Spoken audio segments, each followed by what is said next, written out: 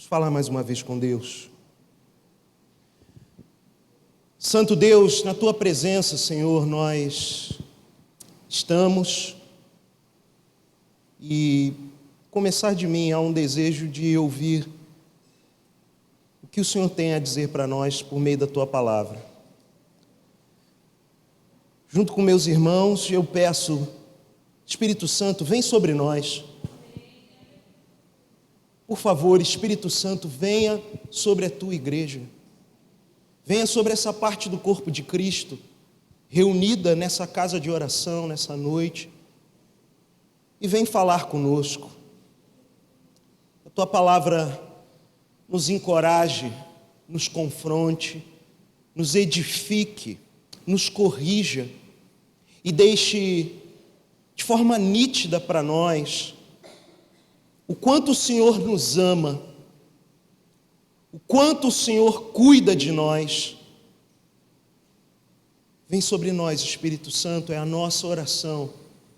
Venha sobre nós, suplicamos, pedimos, para que os nossos ouvidos estejam atentos, para que o nosso olhar não possa ser disperso da Tua palavra, da Sagrada Escritura. Senhor, que afetos, expectativas, sentimentos, pensamentos dos mais diversos possam se curvar diante de Ti essa noite, diante do Senhor. Começar de mim, Deus, que os meus pressupostos pessoais, minhas limitações, possam ser supridas pelo poder do Teu Espírito Santo, e os Teus desígnios possam ser transmitidos à congregação aqui reunida. Oramos em nome de Jesus, amém e amém. Paz do Senhor a todos, povo de Deus reunido na ICNV Vila, seja bem-vindo. É um prazer poder compartilhar a palavra do Senhor com você, que eu peço que, por gentileza, você abra na segunda carta do apóstolo Pedro, 2 Pedro, capítulo de número 3, 2 Pedro 3.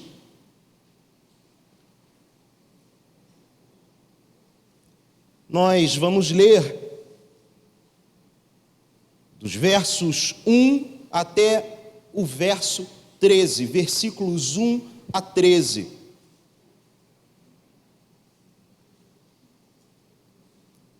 Você pode ficar de pé, por gentileza? Peço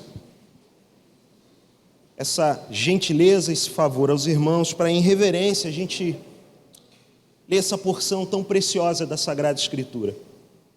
2 Pedro, capítulo 3, a partir do versículo 1. Amados, esta é agora a segunda epístola que vos escrevo. Em ambas procuro despertar com lembranças a vossa mente esclarecida, para que vos recordeis das palavras que anteriormente foram ditas pelos santos profetas, bem como do mandamento do Senhor e Salvador, ensinado pelos vossos apóstolos.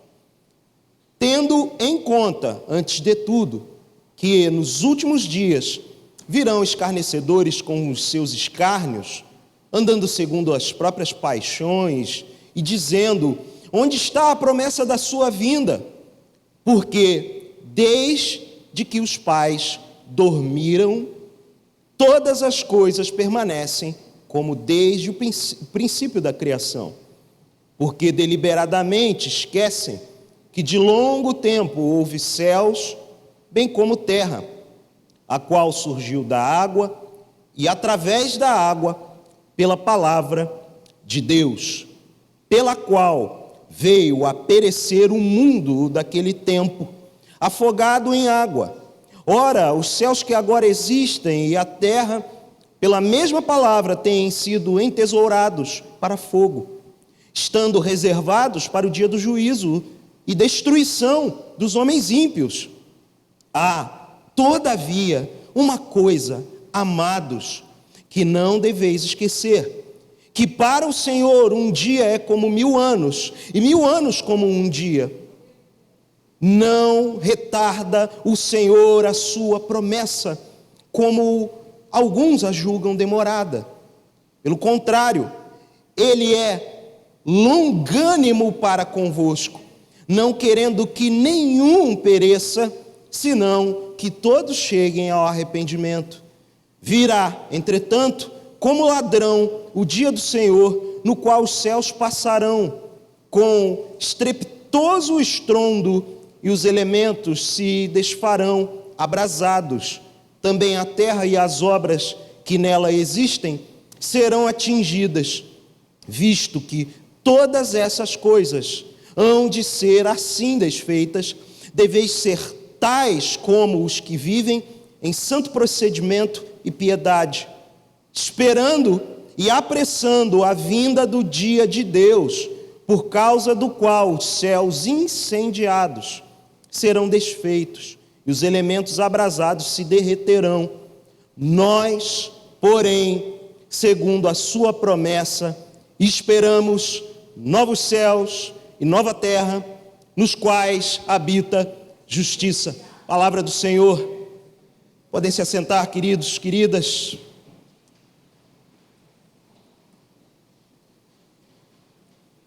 Há cerca de 10 anos,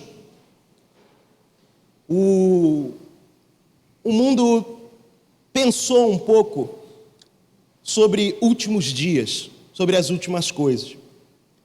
Quem está aqui já na Terra há algum tempo, talvez se lembre das supostas predições a respeito de um grande cataclisma no dia 20 de dezembro de 2012. Alguns aqui lembram disso.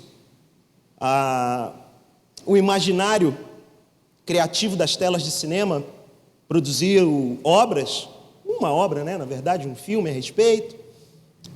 Muito se falou, algumas matérias com um quê de seriedade. Eu lembro bem na época,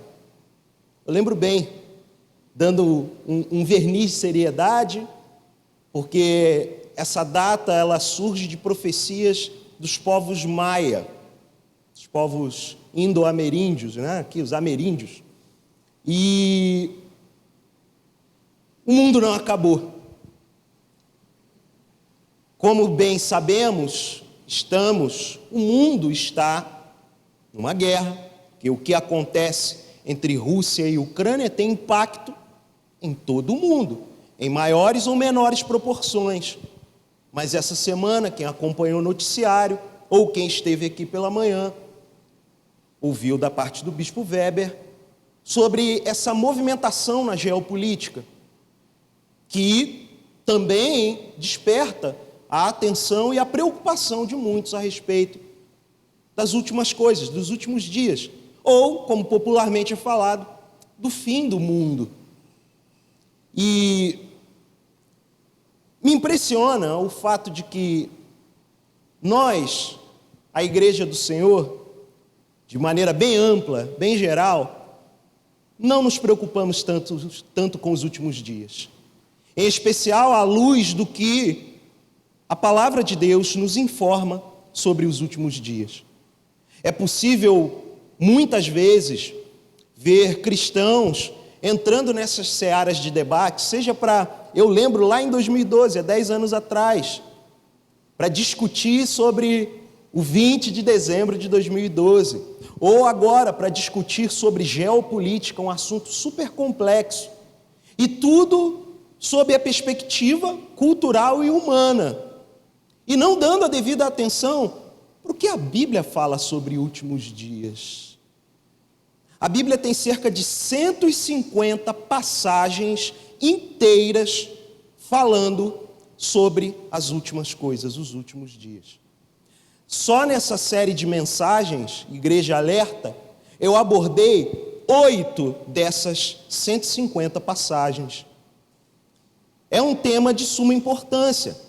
É a conclusão da história de Deus, que para nós que nascemos de novo, e na verdade para todos, não diz respeito tão somente ao fim do mundo, diz respeito a algo muito mais glorioso e que todos devem saber: quem já se entregou a Ele e quem ainda não entregou a sua vida a Ele.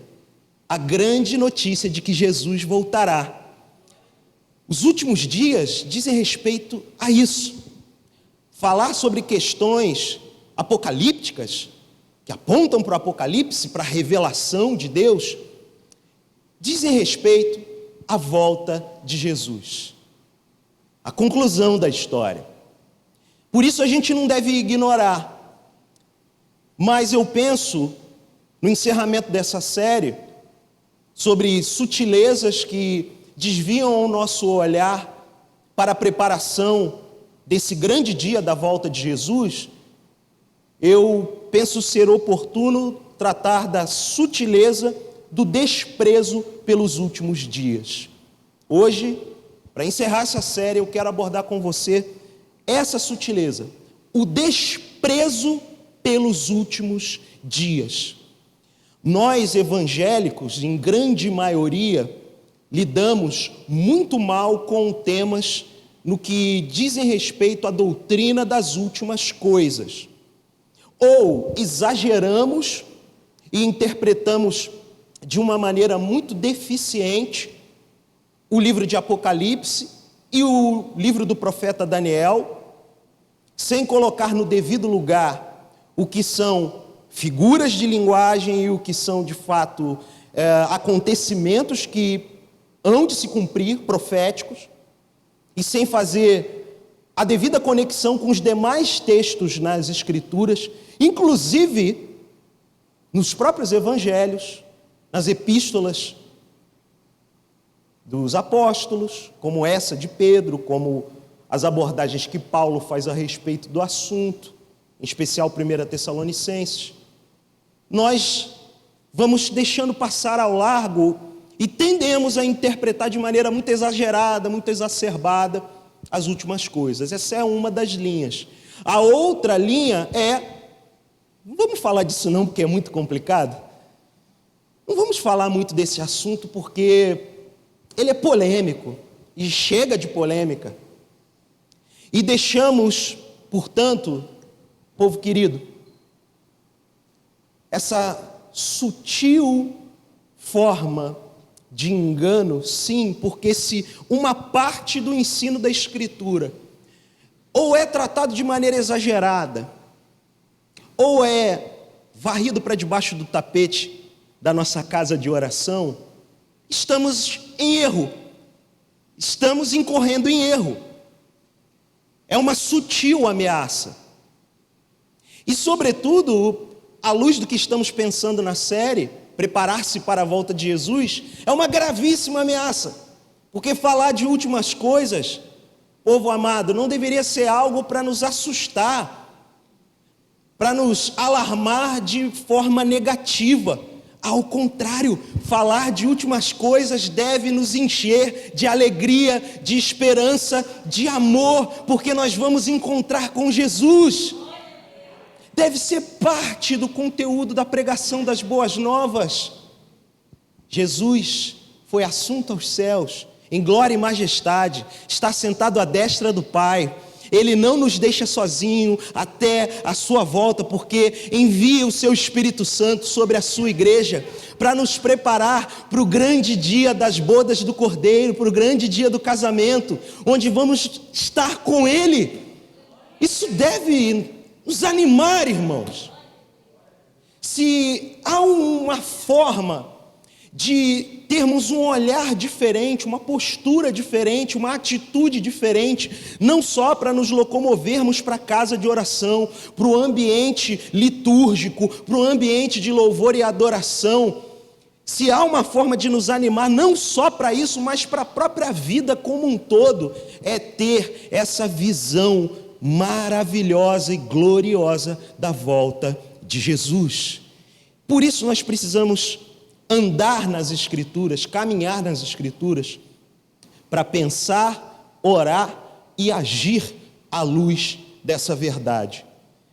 E um dos textos que é muito emblemático nesse sentido, que tira, creio eu, de forma muito objetiva todo esse manto alarmista e que olha para as últimas coisas com um peso negativo. Se há um dos textos para nos elucidar, nos esclarecer, ele está diante de nós, esse texto que lemos juntos aqui da segunda carta de Pedro, capítulo 3, versículos de 1 a 3. E vale lembrar onde está essa carta de Pedro, qual é o momento da vida de Pedro que escreve essa carta. Acho que cabe aqui, nessa introdução, um devido lugar, colocar o autor no devido lugar e nos colocarmos diante dele para ouvir o que ele tem a dizer. Ele escreveu já perto do fim da sua vida. Aqui é o último capítulo da sua última carta, do seu último registro. Aqui já é um Pedro ancião. O tom da carta, você percebe que é um tom como se fosse de um pai falando com seus filhos, talvez de um avô falando com seus netos. É um tom que, se olharmos toda a carta, a segunda de Pedro, o primeiro capítulo é um capítulo doce, bem como esse terceiro capítulo é um capítulo doce, amoroso. E o capítulo 2 é um capítulo firme, corretivo. Então essa firmeza e essa doçura, essa mansidão, são atributos de um seguidor de Jesus. Porque Jesus era assim, manso e humilde de coração, porém firme e preciso na sua correção para os seus discípulos, para os seus seguidores. E vale lembrar que esse Pedro aqui, já sábio, escrevendo suas últimas palavras, e sempre é bom lembrar, as últimas palavras de alguém são importantes, geralmente são bem importantes, são definidoras de toda uma história, da história de toda uma vida, em especial as últimas palavras de um seguidor de Jesus, as últimas palavras de um discípulo. A gente lembra que esse Pedro foi pego do meio das suas tarefas ainda moço, chamado por Jesus para segui-lo, a seguir a Jesus, e viveu uma vida de altos e baixos, como a minha, uma vida errática, uma vida com falhas, com problemas, mas seguindo a Jesus. Ele chegou ao ponto de negar Jesus, de trair Jesus, e mesmo assim, misericordiosamente, ele foi alcançado, tratado com perdão, correção, misericórdia e restauração. E mesmo depois de restaurado, já com alguma maturidade, talvez na sua meia-idade, e no papel de um apóstolo, o apóstolo dos judeus, também cometeu falhas. Teve que ser repreendido pelo apóstolo Paulo, como lemos no registro da carta de Paulo aos Gálatas, no capítulo 2, devido ao seu partidarismo étnico, ou seja, ele militava pelos seus, pelos judeus, algo que não tinha de fato nada a ver com o ensino de Jesus para ele. Com tudo isso, esses altos e baixos, esses problemas, esses tropeços, Deus foi misericordioso com Pedro, até aqui.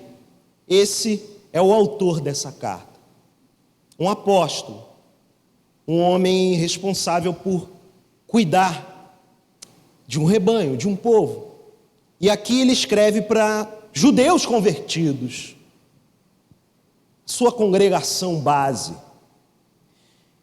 E aqui temos esse Pedro, já maduro, já testado pelo tempo, já tendo passado pelo fio da tortura, o fio da espada, e já prestes a morrer, e segundo a tradição cristã, morto, crucificado como Jesus, e ainda segundo a tradição, pelo fato de não se identificar como digno de morrer como Jesus, pediu que a sua cruz fosse colocada de cabeça para baixo. Esse foi Pedro, e é esse que escreve esse alerta.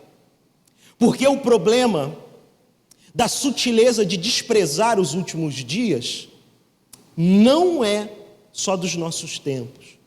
Como tenho falado, os últimos tempos que vivemos como igreja, a igreja do século 21, por assim dizer, ela hoje me parece estar deitada em berço esplêndido, ou adormecida na luz. Ela vive um certo gozo de tranquilidade, muitas vezes assediada pelo entretenimento religioso, como expus aqui, por vezes totalmente anestesiada pelas zonas de conforto que o século presente proporciona, como foi pregado na semana passada.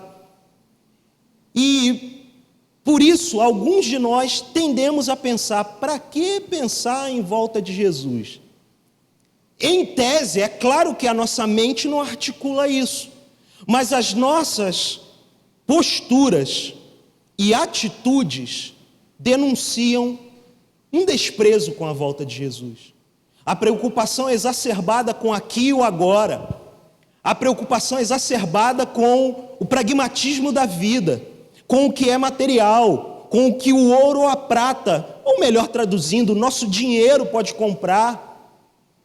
As guerras e rumores de guerras do nosso cenário político, tornando-se o bordão, um dos assuntos mais falados entre nós. Isso, quer queira ou não, denuncia um desprezo em relação a algo muito maior, um episódio muito maior que nos aguarda, que é a volta de Jesus, os últimos dias. E Pedro lidou com isso. Pedro também lidou com isso, como o texto diante de nós nos mostra. O capítulo 2 inteiro, como eu falei, é uma dura palavra a respeito dos falsos mestres e do seu justo castigo, o que lhes aguarda.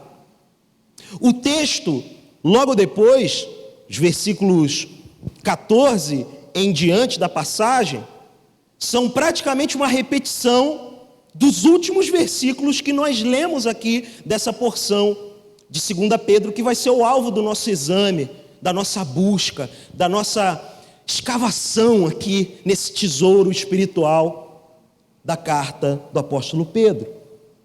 Eu vou ler os versículos 14 e 15 apenas de 2 Pedro, só para nos situar no que nós vamos abordar dentro de instantes. Pedro diz: por essa razão, pois, amados, esperando estas coisas, empenhai-vos por seres achados por ele em paz, sem máculas e irrepreensíveis, e tende por salvação a longanimidade do nosso Senhor. Perceba a repetição de vários termos e ideias ao longo dos 13 versículos que foram lidos e ora vão ser expostos. E o destaque fica para o uso da palavra amados. O que essa carta afirma para aquele povo reunido naquele tempo é que eles são amados por Jesus. Eles são amados por Deus. E eu espero, o anseio desse pregador é que você tenha essa mesma convicção essa noite. Que você tenha a convicção de que Jesus te ama e Ele há de voltar para aqueles que Ele ama. Que você possa ser, pela graça de Deus, encontrado entre esses, por amor dEle e em nome dEle. A ideia geral aqui é se preparar para a volta de Jesus. Se preparar para a volta de Jesus. Santidade, espera em Deus. Mas por que tudo isso? Por que a vida de santidade? Por que o clamor contínuo por esperança? O texto vai apresentar para nós. Volte seus olhos comigo, por favor, para os versículos 1 e 2 de 1 Pedro capítulo 3. Amados, esta é agora a segunda epístola que vos escrevo. Mais uma vez, destaque para a expressão amorosa do autor aos seus ouvintes. Entendendo que o autor, na verdade, é o Santo Espírito de Deus. O apóstolo é o escritor inspirado por esse Espírito, pelo Espírito Santo, a revelar essa verdade. Por isso afirmo, é o próprio Deus dizendo para os seus ouvintes: amados, vocês são amados, eu amo vocês. Esta é agora a segunda epístola que eu vos escrevo, a importância do conteúdo das Escrituras, do que é escrito e transmitido pela palavra. Em ambas as epístolas, procuro. Qual é a finalidade? Ele vai dizer agora: despertar com lembranças a vossa mente esclarecida. Pensa comigo, ele vai despertar com lembranças a mente esclarecida do povo de Deus ali reunido. A totalidade dos judeus convertidos. É para esse povo que Pedro escreve. Há algo que precisa ser lembrado. Como eu falei, vale a pena repetir. Aproximadamente 150 passagens sobre as últimas coisas. Numa Bíblia que tem 66 livros. Isso não pode ser um mero acaso, irmãos. O assunto é importante e precisa ser lembrado. E ele visa despertar isso com lembranças a vossa mente esclarecida, diz o final do versículo 1. Ou seja, a vossa mente sincera. Em algumas traduções assim vai aparecer também. Versículo 2: para que vos recordeis das palavras. Percebam o uso da metodologia, do método, da forma, do modelo de instrução rabínico, a repetição de conceitos em paralelo. Ele falou anteriormente, despertar com lembrança a vossa mente esclarecida. Ele continua no versículo 2, para que vos recordeis das palavras, para que vos recordeis, despertar com lembrança a vossa mente esclarecida. A ideia é estimular o pensamento, como os discípulos e seguidores de Jesus daquele tempo deveriam pensar, no que eles deveriam pensar. E perceba mais uma vez a ênfase, para que vos recordeis do que, amados? Das palavras. O apelo não é para recordar de nenhuma outra coisa, a não ser das palavras, que tem qual procedência? Volta comigo no texto, versículo 2. Que anteriormente foram ditas, por quem? Pelos santos profetas, desde o Antigo Testamento, desde a velha da antiga aliança. As palavras já haviam sido ditas pelos santos profetas, bem como, ou seja, também como desde o mandamento do Senhor e Salvador, desde o mandamento de Jesus. Lembrem dos profetas, lembrem do Senhor e Salvador das suas vidas, e o final do versículo 2, esse mandamento ensinado pelos vossos apóstolos. Vejam, dos profetas aos apóstolos, dos 12 profetas aos 12 apóstolos, ou seja, os 24 anciãos de Apocalipse, que se prostram diante do Senhor e Salvador, se colocam de joelhos, derramando, colocando suas coroas aos pés de Jesus. É desses que Pedro está falando aqui.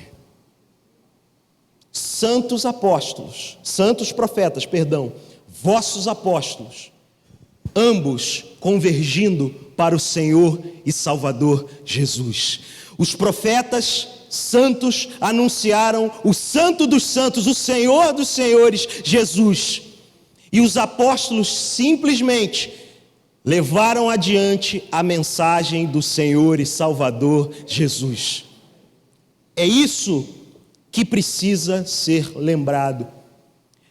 Esses versículos 1 e 2 mostram que a primazia, a prioridade, a importância da palavra é inegociável naquilo que é importante e digno de ser lembrado por aqueles que são amados por Deus. É a primeira lição que o texto traz para nós.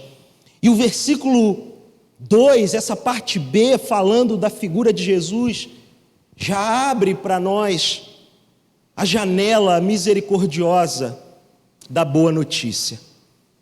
Porque o texto fala que essas palavras que anteriormente foram ditas pelos santos profetas, bem como do mandamento do Senhor e Salvador, foram ensinadas pelos apóstolos e devem ser lembradas. Devem ser lembradas porque esse mesmo que hoje está na posição de Senhor, ressurreto dos mortos, teve que morrer para ser o nosso Salvador. Para termos salvação, tão preciosa salvação, Jesus teve que entregar a sua própria vida. E entregar a sua própria vida não foi o episódio final da vida de Jesus. Entregar a sua própria vida foi vencer a morte com a sua morte na cruz e de forma gloriosa, ao terceiro dia da sua morte, ressuscitar. E depois de aproximadamente 40 dias andando com seus discípulos, subir aos céus em glória, diante dos olhos dos seus seguidores. É desse Senhor Jesus que precisamos lembrar de suas palavras. Ao lermos os profetas, é esse Jesus que devemos buscar encontrar. Ao lermos os apóstolos, é esse Jesus que devemos ansiar por encontrar. Porque esse Senhor e Salvador permitiu que a palavra dele fosse dada de maneira especial, para que nós, como pecadores, fôssemos encontrados por ele.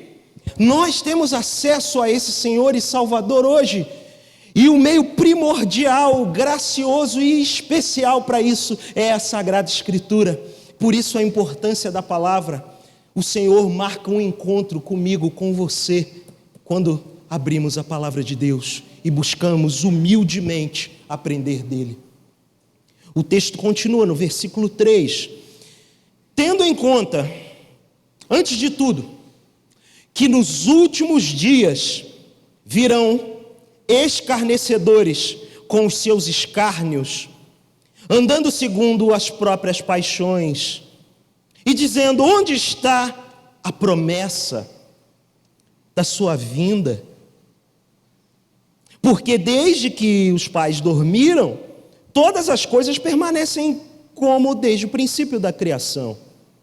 Porque deliberadamente esquecem que de longo tempo houve céus bem como terra, a qual surgiu da água, e através da água, pela palavra de Deus. Gênesis capítulo 1, versículos 6 a 8, conta como foi isso. Surgimento da terra desde a água. E verso 6, pela qual veio a perecer o mundo daquele tempo, afogado em água.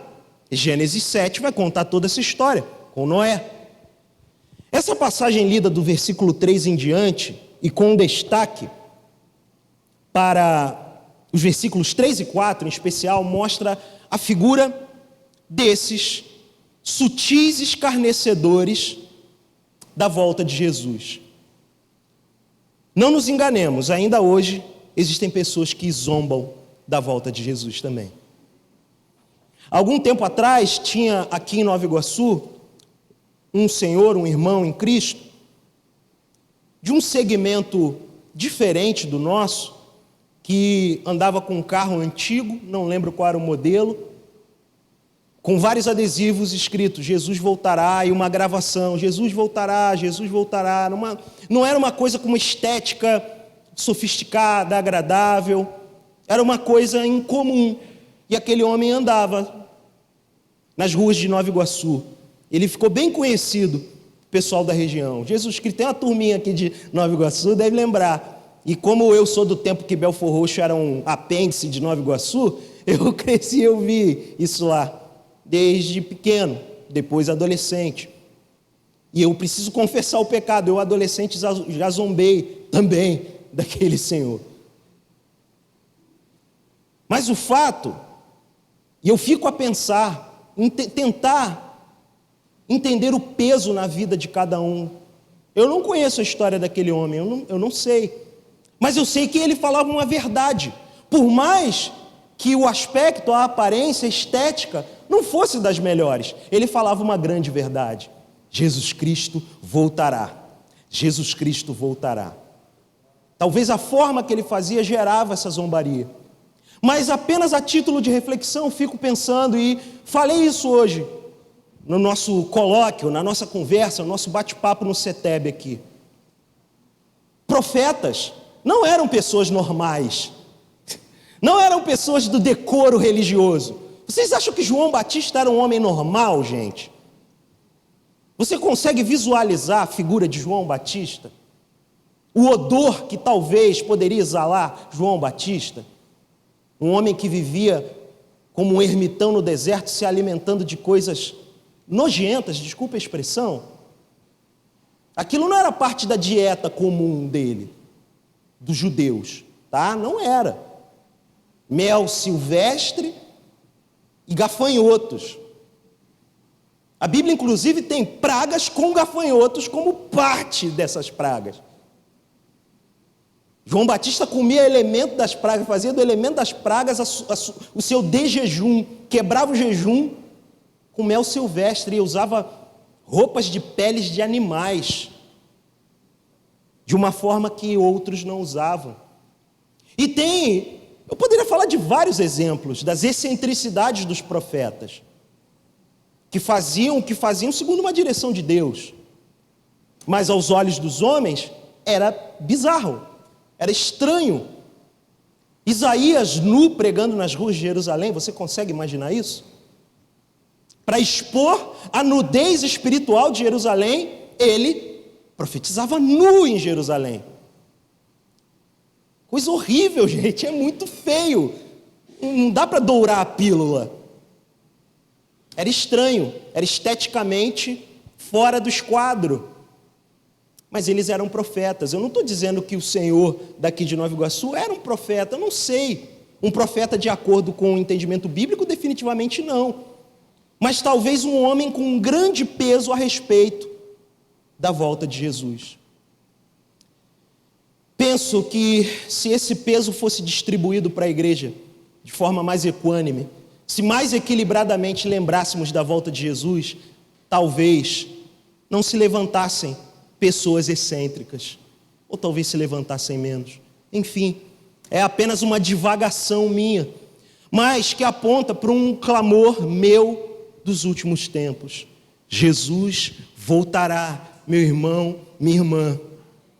E penso ser de bom tom que no tempo chamado hoje tenhamos uma devida postura, uma devida resposta ao que o Espírito diz às igrejas por meio da palavra pregada.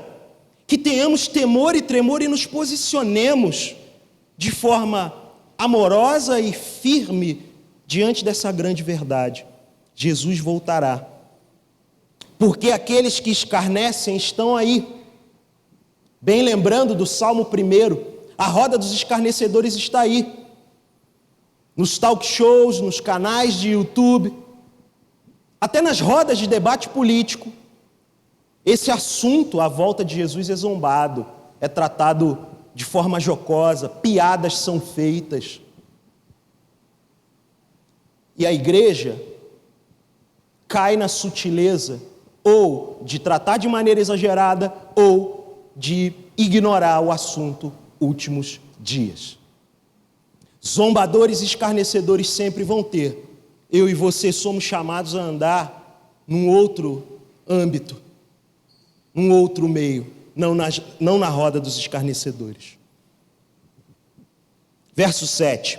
Ora, os que agora existem, os céus, que agora existem, e a terra, pela mesma palavra, porque foi a palavra de Deus que fez a terra literalmente ser criada, lá em Gênesis 1. Foi a palavra de Deus que fez a terra ser destruída em água, em Gênesis 7. E o versículo 7 de 2 Pedro 3 diz: os céus que agora existem e a terra, pela mesma palavra, têm sido entesourados, ou seja, reservados, guardados para fogo, estando reservados para o dia do juízo e destruição dos homens ímpios.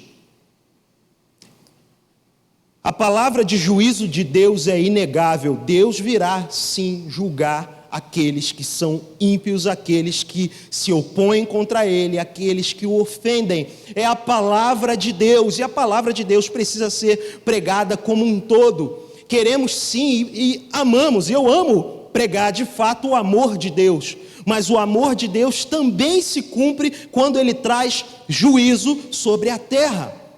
E o texto deixa isso de maneira indubitável para nós, não resta dúvidas. Ele também virá em juízo. Versículo 8. Existem, ou há, todavia, uma coisa, amados, mais uma vez a expressão amados, percebam como o apóstolo Pedro coloca a expressão amados em cada início de uma sessão que visa chamar a atenção da sua audiência. Amados, que não deveis esquecer, uma coisa vocês não podem esquecer, que para o Senhor, e aí a citação do Salmo 90, verso 4, para o Senhor, um dia é como 1000 anos como um dia. Nosso Deus é eterno. A gente não pode estabelecer, por isso eu falo da importância de não viver segundo expectativas humanas, uma vez que somos seguidores de Jesus. Somos adotados pelo sacrifício do Deus Filho na família do Deus Pai. E agora, como filhos de Deus, nós não devemos andar segundo a ansiedade do nosso próprio relógio, do nosso próprio cronos. Precisamos lembrar do tempo dele, ou seja, do Kairos, o tempo de Deus, a realidade de Deus, o relógio de Deus, o calendário de Deus, a agenda de Deus. Salmo 94 diz: por 1000 anos aos teus olhos são como o dia de ontem que se foi, como a vigília da noite. Por isso Pedro diz: para o Senhor um dia é como 1000 anos, e 1000 anos como um dia. Ele tem o controle do tempo, o tempo está em suas mãos. A gente não canta isso, né, por vezes, quão grande é o meu Deus, e uma das frases na estrofe é: o tempo está. Esse é um dos trechos da canção que mais me pega quando eu canto essa canção com a igreja. O tempo está em suas mãos, porque a nossa vida aqui é esse sopro, passa muito rápido. Mas, amados, quem nasceu de novo, tenha certeza de uma coisa: a sua vida não acaba aqui. A nossa vida não acaba quando os nossos olhos se apagam na terra dos viventes.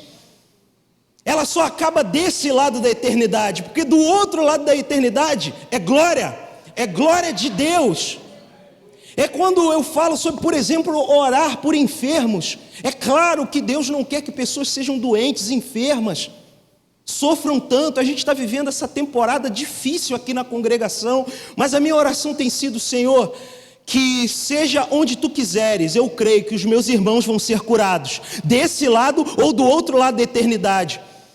Porque se assim for permitido encontrar com os nossos irmãos do outro lado da eternidade, não vai haver uma só mácula, uma só ruga, uma só enfermidade, uma só cicatriz, uma só paralisia. Serão corpos glorificados, glorificando ao Rei dos Reis. Trata-se apenas de onde se dará a cura, desse lado da eternidade ou do outro. Amados, o que importa é entender, para não sermos cativos do século presente, é que a nossa vida não acaba aqui e no agora.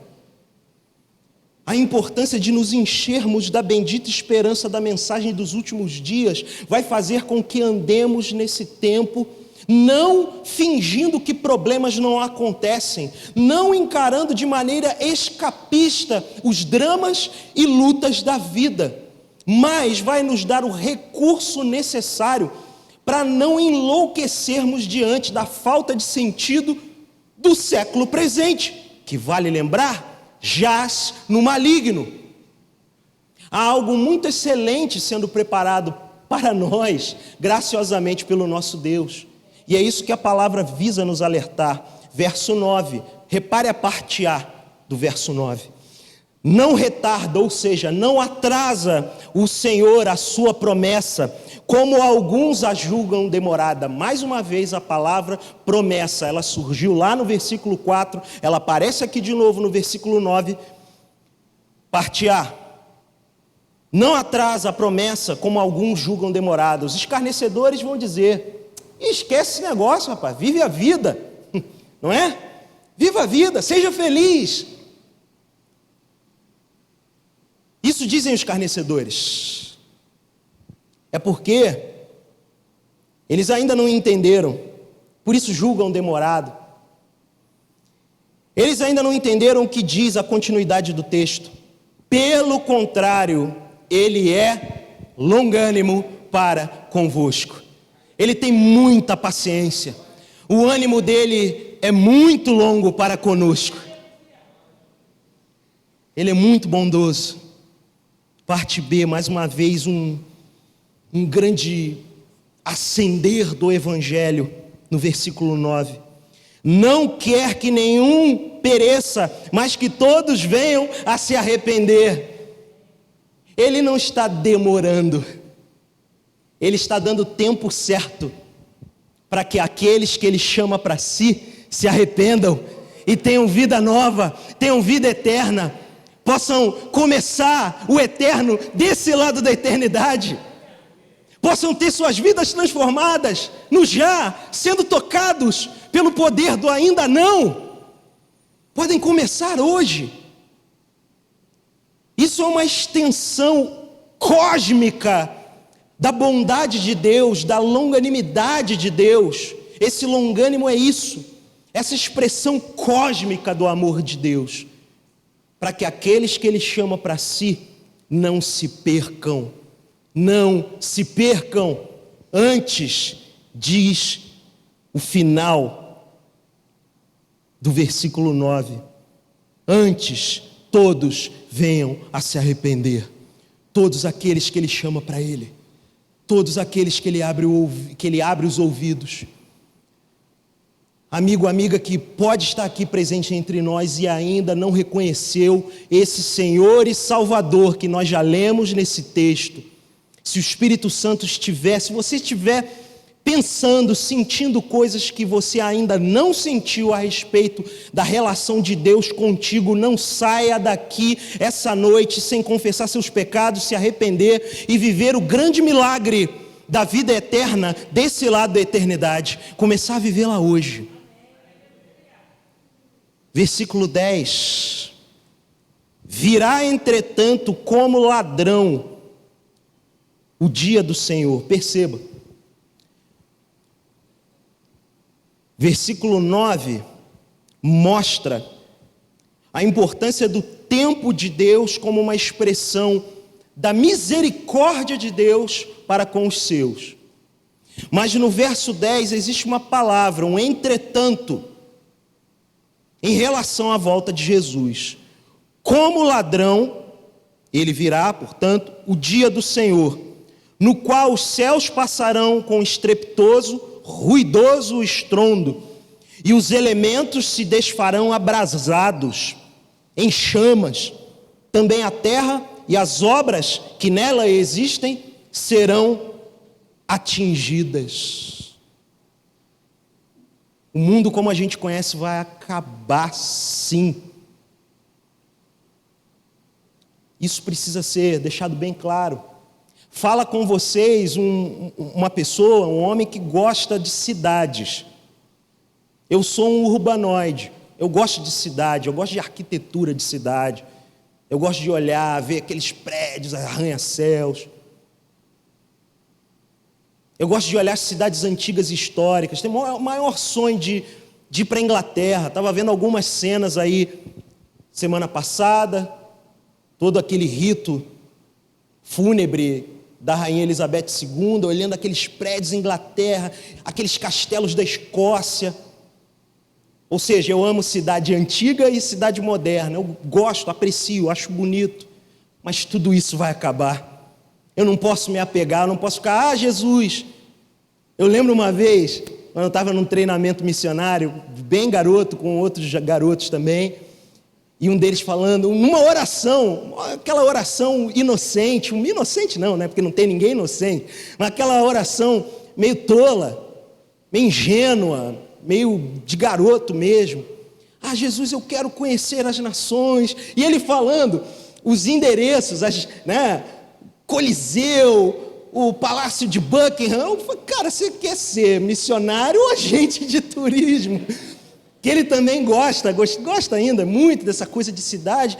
Ele, cara, poxa, e a gente naquele ambiente, numa sementeira de missionário, de adorador e tudo, volta de Jesus, e ele orava, Deus, puxa, não volta antes de...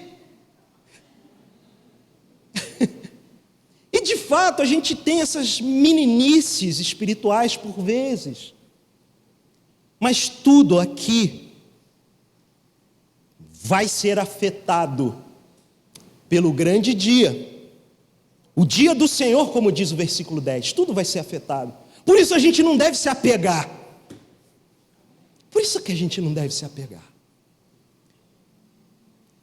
Mas uma coisa é muito importante, e eu me lembro quando eu li a primeira vez isso, puxa, mas o dia do Senhor vai vir como ladrão adversário da minha alma, das nossas almas.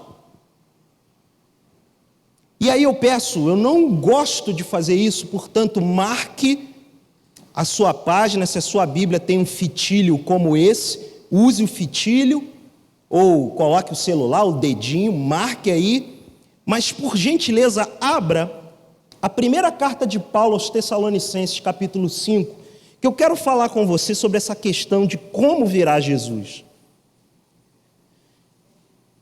1 Tessalonicenses 5, de 1 a 4. Eu vou ler para ganhar tempo, vou ler na NVI, mas eu acho importante que você acompanhe, mesmo que seja em qualquer outra versão, a predominante aqui na casa, revista e atualizada. Diz assim o texto: Irmãos, quanto aos tempos e épocas, não precisamos escrever, pois vocês mesmos sabem perfeitamente que o dia do Senhor virá como ladrão à noite. Quando disserem paz e segurança, a destruição virá sobre eles. De repente, como as dores de parto, a mulher grávida, e de modo nenhum escaparão. Agora atenção no versículo 4. Mas vocês, irmãos, não estão nas trevas, para que esse dia os surpreenda como ladrão. O que inferimos dessa passagem para interpretá-la à luz de 2 Pedro? Agora pode voltar lá para 2 Pedro comigo no versículo 10. O que inferimos então? Que para seguidores de Jesus, ele não virá como ladrão. Ele não vai nos surpreender como ladrão. O sermão profético de Jesus sobre o princípio das dores é o grande alerta. Por isso a série, amados, Igreja Alerta. Nós temos que estar preparados para a volta dele. Os sinais apontam a volta de Jesus. Isso não deve nos desesperar. Meu Deus, vai ter uma grande guerra nuclear. Estamos voltando ao tempo dos anos 80, Guerra Fria. Biden fazendo ameaça com Putin. Eu fui criança, eu lembro daquele filme, o Dia Seguinte. Lembra? Alguém aqui lembra desse filme? Era um filme terrível, eu fiquei uma semana sem dormir, gente. Quando eu ainda tinha meu cabelinho encaracoladinho ali, meu forro. Para que minha mãe deixou eu ver aquele trem daquele filme que tinha um moço do Academia de Polícia, eu fui ver. Gente, por favor, tem muita gente aqui experiente que viu O Dia Seguinte. Sabe do que eu estou falando? O filme terrível sobre guerra nuclear, Rússia, Estados Unidos, aquela coisa toda. Aí tinha o Steve Guttenberg, que era o Academia de Polícia, né? Era um cara simpático e tal, mas ele morre tão feio no filme, uma coisa tão trágica, eu fiquei com pena do Marrone, do Academia. E aí a gente fica, né, impressionado com as coisas. Daqui a pouco vai acontecer isso, vai vir um monte de coisa aí, colocando medo nas pessoas. E a gente precisa lembrar como crente que o verdadeiro amor lança fora todo o medo. E últimos dias, por mais que tenham esses dramas e essas situações cataclísmicas, existe um casamento para fechar essa história. E eu e você somos a noiva desse casamento. Isso precisa encher nossos olhos de esperança. Jesus vai voltar. E Ele não vai nos pegar como ladrão. Ele vai vir como noivo para buscar sua noiva. Versículo 11 de 2 Pedro, capítulo 3. E aqui a conclusão da mensagem. Visto que todas essas coisas hão de ser assim desfeitas, deveis ser tais. Eu vou dar uma pausa aqui. Existe uma melhor tradução para esse versículo aqui. A Almeida 21 traduz assim: se todas essas coisas, ou seja, tudo isso, todas essas situações catastróficas sobre a volta de Jesus, se todas essas situações, desde a sutil zombaria de muitos que duvidam da volta de Jesus, que soltam piadas, gracejos, historinhas, deboches sobre a volta de Jesus, e a palavra assertiva e dura, porém necessária, de que Ele virá e de fato para destruir o homem ímpio, julgar os homens ímpios, e que a terra toda sofrerá abalos nessa volta, nesse dia do Senhor, e que esse dia do Senhor virá como um ladrão. Diante de tudo isso, e sobretudo tendo a convicção em fé de que para quem é dele, ele não vem como ladrão, mas vem como noivo, resgatar a sua noiva, buscar a sua noiva. Se todas essas coisas serão assim, diz essa outra versão do versículo 11 de 2 Pedro 3, se todas essas coisas serão assim destruídas, que tipo de pessoas deveis ser? Na verdade, a gente poderia ler isso aqui como uma pergunta. Visto que todas essas coisas hão de ser assim desfeitas, como deveis ser? Devemos ser os que vivem em santo procedimento e piedade. E mais, versículo 12: esperando e apressando a vinda do dia de Deus. A ideia aqui de apressando, mais corretamente, seria de aguardar ansiosamente. Ou seja, se existe algo que deve te fazer vibrar, esperar quando chegará esse dia. Ah, Senhor, quando chegará o dia? Eu espero, mas eu aguardo e me preparo. Ah, quando virá o dia da tua volta? Quando virá o dia da tua volta? Se há algo que deve nos gerar esse anseio, esse desejo ardente, é esse, a volta de Jesus, o dia de Deus, por causa do qual os céus incendiados serão desfeitos e os elementos abrasados se derreterão. E aí ele reafirma, vem uma palavra esperançosa para os que nasceram de novo, e uma palavra dura para os ímpios. Mas ele conclui no versículo 13, nós, e ele, Pedro, se coloca entre esses chamados, porém, segundo o que? Mais uma vez, a sua promessa, a terceira ocorrência de promessa no texto lido. Todas as três, a promessa diz respeito a uma só coisa. A promessa não é sobre a cura da enfermidade, o casamento restaurado, o emprego que precisa chegar, o cônjuge que você espera. Todas essas coisas têm seu devido lugar, mas existe um assunto maior, um assunto mais importante, um assunto que fecha a história, que conclui a história de verdade. A promessa é sobre o dia do Senhor. A promessa é sobre a volta de Jesus. A promessa é: eu vou, mas eu vou voltar. Essa é a promessa. Essa é a promessa que deve consumir o teu coração.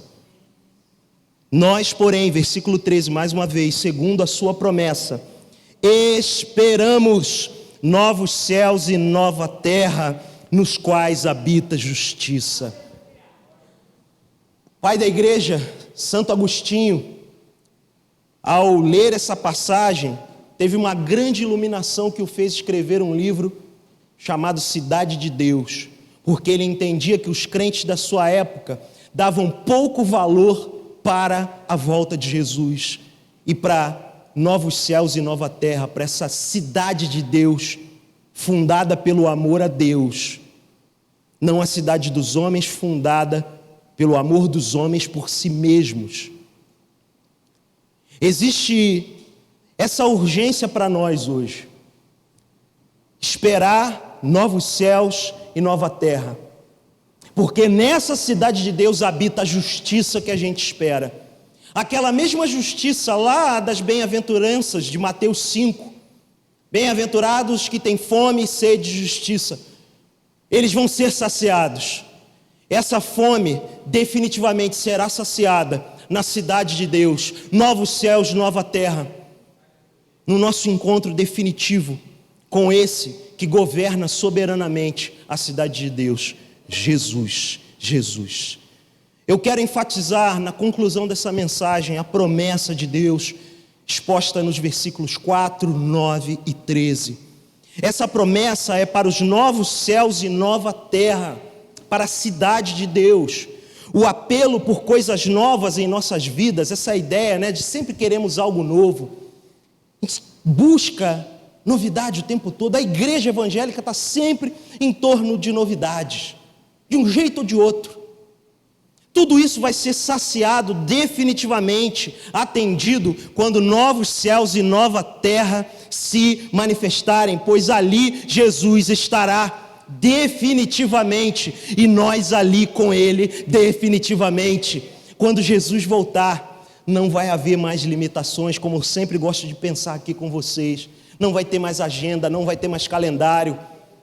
A lambança e a bagunça dos homens e do Estado não vai impedir que a gente tenha que cancelar culto da noite, porque o culto vai ser 24 horas por dia, 7 vezes por semana, porque o conceito de 24 horas, dia, semana, mês, ano, vai ser extinguido diante da eternidade do Deus presente, do Deus que há de vir. Portanto, gente querida, que tipo de pessoas, reafirmando o que diz os versículos 11, 12 e 13 de 2 Pedro, devemos ser? Como nós devemos ser a igreja alerta diante dessa verdade? Que tipo de pessoas é necessário que eu e você sejamos? O que precisamos, portanto, pedir a Deus? Porque nós não vamos ter recursos pessoais para isso. E isso é libertador. Isso não diz respeito à performance, isso não diz respeito à capacidade humana, isso não diz respeito a mérito, é graça, é tudo de graça. Precisamos, em primeiro lugar, como o texto diz no verso 11, viver de maneira santa e piedosa. Portanto, vamos pedir santidade àquele que é santo, vamos pedir santidade a Deus, vamos pedir, clamar por santidade. Sim, há um apelo presente, há um apelo do século presente, enorme, para que saiamos dessa visão de santidade. Precisamos sim ser santos, pedir a Ele, vem, nos cobre, vem Espírito Santo. Por isso a minha oração aqui no início dessa palavra, vem Espírito Santo, porque a minha alma, as minhas informações, os meus sentimentos, os meus pensamentos vão conspirar contra a santidade de Deus. Agora, o Espírito Santo há de colocar na minha mente e no meu coração aquilo que agrada a Deus. Portanto, de forma a viver de maneira santa e piedosa para Ele. Segunda coisa, precisamos pedir fé, santidade em primeiro lugar, fé. Precisamos ser um povo que crê de fato, porque O texto tem um apelo constante à ideia de contemplar o dia do Senhor, de aguardar o dia do Senhor. E eu sei, querido, querida, que na tua luta, na tua dor, no teu drama, é difícil olhar dias melhores. Não pense você que eu tenho uma vidinha perfeita e para mim é muito mole vir para cá e falar um monte de coisas para vocês, cheio de moralismo e pseudo-espiritualidade. Não, amados, eu estou nessa trincheira com vocês. Vivo lutas, vivo dramas, dias maus, mas eu preciso de fé para contemplar, para aguardar a volta do meu Senhor Jesus, porque é Ele tudo o que eu preciso. É nessa direção que precisamos andar, como um povo que se prepara para a volta de Jesus. E em último lugar, precisamos apressar a sua vinda, esperar ansiosamente. Você deve ter coisas na sua vida que te geram ansiedade. Ou melhor dizendo, ou atenuando um pouco, você deve ter coisas que você deseja muito, você quer muito. Algumas mais simples, outras mais complexas, algumas mais fáceis de se realizar, outras mais difíceis. Mas o que eu quero pedir a você e o que eu quero, à luz da palavra de Deus, encorajar a você, é que você coloque em cada uma dessas coisas que você anseia e deseja, a volta de Jesus como o que dá sentido. Por exemplo, eu anseio tanto por uma carreira profissional, mas essa carreira profissional vai cooperar para que a minha vida seja de alguém que anuncia Cristo e esse crucificado e esse Jesus que há de voltar? Vai ser assim? Então, Deus, eu entrego esse meu desejo a você, esse meu anseio a Ti. Tantas outras coisas, relacionamentos. Por vezes entramos em relacionamentos, você tem que perguntar a Deus, isso vai cooperar para a tua volta, para a tua segunda vinda? Isso vai me preparar para a sua segunda vinda? Ou vai me colocar de escanteio nessa realidade? Vai me fazer amar cada vez mais o século presente e não dar o valor à volta de Jesus? São essas coisas que precisam começar a remodelar o que desejamos e o que esperamos, o que ansiamos. Portanto, se temos que pedir santidade, fé, temos que pedir mais uma ênfase que sempre falo aqui: esperança a Deus. Ser um povo cheio de esperança. O século presente não tem nada a nos oferecer. Nada aqui pode saciar o que de fato desejamos e ansiamos. Por isso a gente precisa de esperança, de dias melhores. Dias melhores não hão de vir no século presente. Uma ou outra estação mais mansa pode vir. Agora, os dias gloriosos virão quando Jesus voltar. Eu espero por isso, eu anseio por isso. E o meu desejo é que a igreja também deseje isso. Maranata, ora vem, Senhor Jesus. Fique de pé, por favor.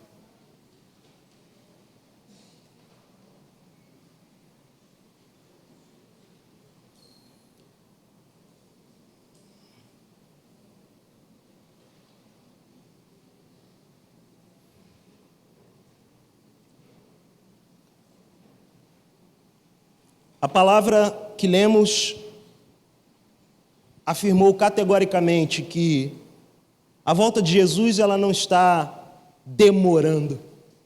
A volta de Jesus, que aos nossos olhos podem demorar, é uma expressão da paciência, do amor de Deus por aqueles que Ele chama para Ele. Eu repito, se alguém aqui essa noite tem percebido-se sendo chamado por Deus, não vá embora sem entregar a sua vida em arrependimento a Deus.